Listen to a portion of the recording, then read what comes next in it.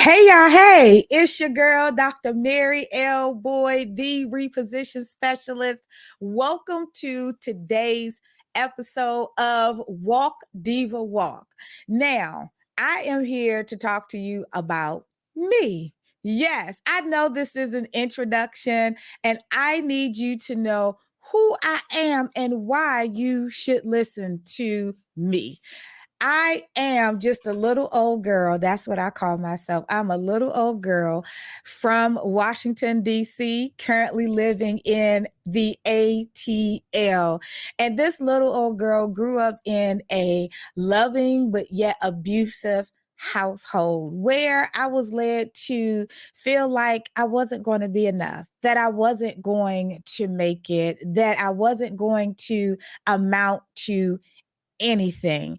And as a young girl, most people would have sat in that and lived in that space and thought that absolutely, you are not going to make it, and allow those negative thoughts to take root in her.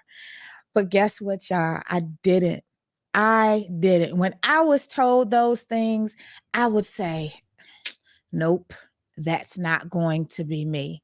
Nope, I am going to make it. Nope, you will see. And here we are, many years later.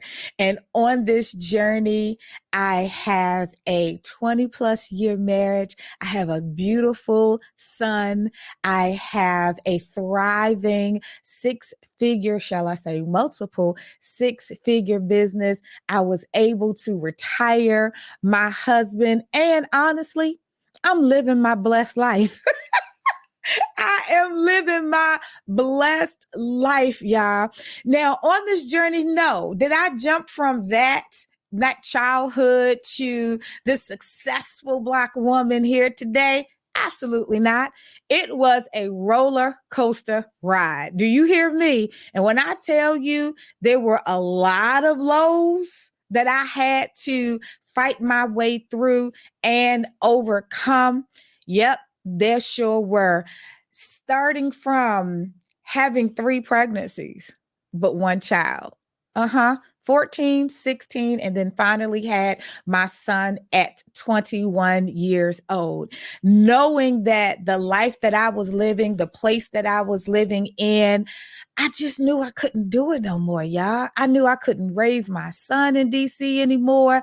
I was just like, I was ready to go out. I was like, I cannot do this. And so God led me to Atlanta. Oh my. And I am so glad I listened and was obedient to that move. And in my obedience, my life was formed. Yeah, my life was formed. I started working. I was at my job for like 10 years. But even through that, I knew I couldn't work for nobody all my life. Is that you? You sitting at work, you've been there 5, 7, 10, 15 years, and you're doing it because you were told that that's what you were supposed to do. You were absolutely told that you were supposed to, you've heard it before, get a good education, get a good job, have a husband, 2.5 kids, haven't figured out the half yet, okay? 2.5 kids, the dog, and the picket fence. And you journeyed down that road and you tried so hard and are trying to make that life that everybody else has told you to live. You're trying to make it come into fruition. You're trying to make it become a reality. But there's something deep inside of you that is telling you, nope, it is more than this. I'm supposed to be doing something else. There's this yearning, this kicking, this leaping, this jumping in your belly. And you know, it's something that I need to do. That was me, y'all. That was me. Funny story is, on this journey, my husband, I tried everything under the sun. I did, because I just knew that I wasn't going to be able to work for somebody all my life. I am almost 50 years old, and I used to have these conversations at 25, at 30. And I thought about what retirement age was. Okay. And knowing that retirement age was like 65? I said, who doing this for the next 35 years? Not I. No way. There is no way. So I went to chase the bag, as they say. And I tried every single thing I could possibly do to create this life that I wanted, right? And so one day, I did a whole bunch of network marketing stuff, y'all, and nothing is wrong with it. Absolutely nothing is wrong with it. But I did everything. Avon, Melaleuca, Amway, Herbalife. I mean, you name it, I did it. And one time a box, of course, came to the house, and I believe this was my Melaleuca day, okay? And this box came to the house, and my husband said, if one more thing come in this house, we getting a divorce, right? And I looked him square in his eye and said, draw up the divorce papers, because until I accomplish what I want to accomplish and I have the life that I desire, some more stuff going to be coming to this house. How many of you have felt like that? Like you are just doing everything and you're hearing all of this stuff that's working for other people. And you say, okay, let me do this and let me do that and let me do this. That was me. I was trying every single thing until I came to the realization that that was not my purpose. I was not living in my purpose. I was not living on purpose. And I started to pray and say, God, okay, what is it that I'm supposed to be doing? I've tried everything on my own, everything that I thought that was going to work, that everybody else said that I was supposed to do. What am I actually supposed to do? And he came to me in a dream. And one night he said, weep. And I'm like, what you mean, God? Cry? And he gave me WEAP, Women Empowered to Achieve Their Purpose. And he showed me in my dream that I started in my house and I had ladies over and we were talking and motivating and empowering one another and setting the plan. And then all of a sudden in this dream, I was on stage amongst thousands of people. And when I woke up, I was like, who, me, God? You talking to me? Is this what I'm supposed to be doing? And he immediately said yes. And I knew what my purpose was. I knew my purpose was to not just empower women, not just motivate women, because you can get that in a lot of different places, okay? But it really was to reposition you. It was to move you from where you are to where you want to be, but on purpose. And you may be saying, well, Mary, I've been trying on purpose. So was I. I was purposely trying to do everything that everybody else said I was purposed to do. Come on, somebody. Haven't that been you? Hasn't that been you? You are living somebody else's life. I was living somebody else's life, y'all. And I just said, enough is enough. You ever decide to make a decision? I'm going to say that again for you. You might not have caught that. Let me drop this nugget. Throw this brick. If it hit you in the head, just say ouch. If you want to duck, go ahead and do that too. You have to decide to make a decision. I said, it's enough. It's enough of me living everybody else's dreams. It's enough of me trying to do everything everybody else said I was supposed to do in the manner in which I was supposed to do it. I had enough of putting my identity in my husband and my son. I had enough of putting my identity in my career. I had enough. Have you had enough?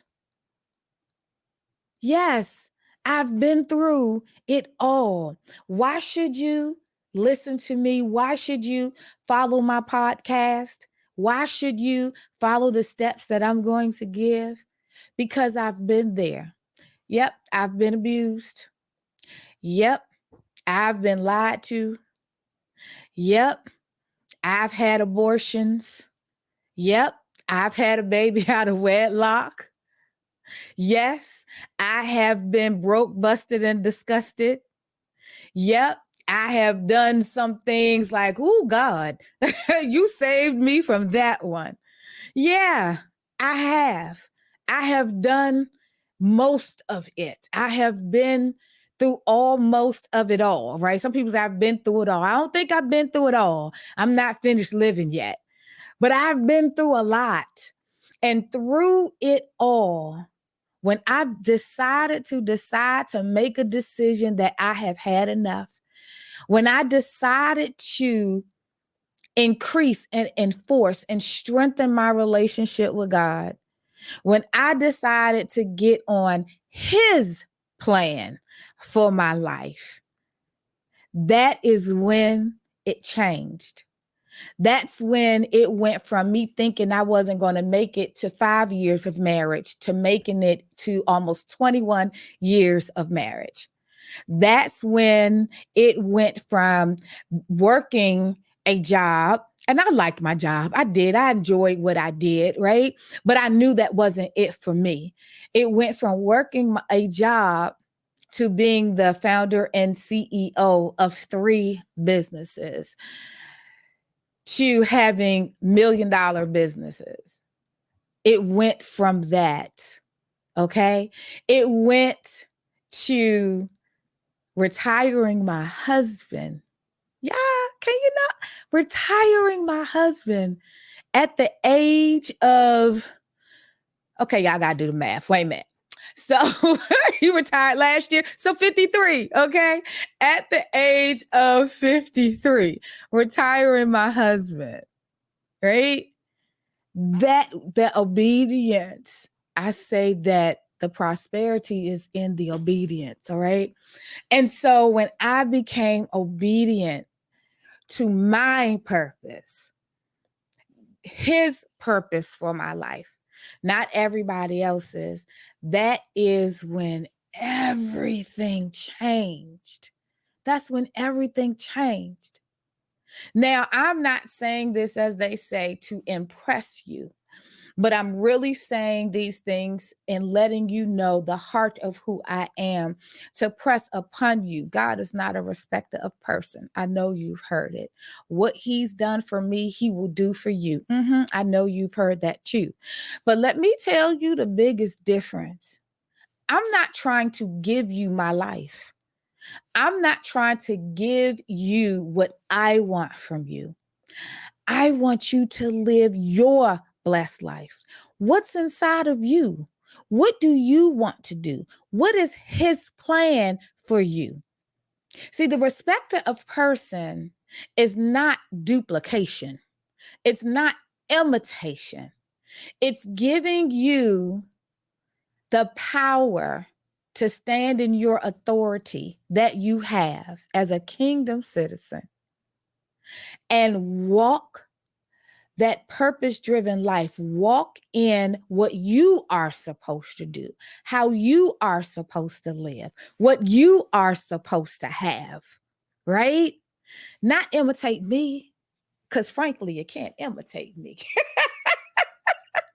I'm just married, just married, just married. I'm just married, y'all. There's only one of me. There's only one of me, and there's only one of you.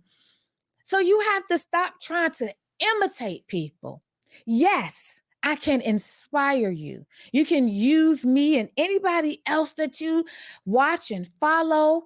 You can use them as inspiration, as guidance to help you get to where you are supposed to be, but not imitate. I don't want imitators. You have to be authentically who God made you to be. He uniquely made you. He uniquely made me. When I realized that I was not going to imitate the women in my family, every woman in my family is divorced. I come from the family where women are dominant, they're controlling, and they teach every other woman in our family to be the same. You don't have to have a man. You don't need a man. Hide your money from your man. Have separate bank accounts. right? Your money not together. Uh-huh. And when I started implementing those things, I didn't think I was going to make 3 years, let alone 21 years. And when I realized that I can't imitate what they do, because guess what? I'm going to end up where they are. And I made a vow. I say, when I get married, I'm only getting married one time. That's it. That's what I told God. God, I'm only getting married one time now. So, this thing right here going to have to work. Okay. But I had to do it his way. I had to do it his way. That is the importance. But first, I had to make a decision. Yeah, I was tired. I was just sick and tired of being sick and tired. I had enough. And I said, my latter years will be my better years. And I wasn't nowhere even close to the latter years yet, because I'm living to 100 plus. Okay. I'll be 50 this year, and I am living to 100 plus. But I knew some things had to change. I knew some things had to change. I knew I had to jump off the roller coaster ride of life. Okay. I knew I had to get off the roller coaster and really evaluate some things and say, number one, why are you continuously on this roller coaster? Why are you up and then you're down, and then you up and then you down? You start and then you stop, and then you start and then you stop, and then you stuck and you unstuck, and you stuck and you unstuck. Like, what is wrong? What is wrong?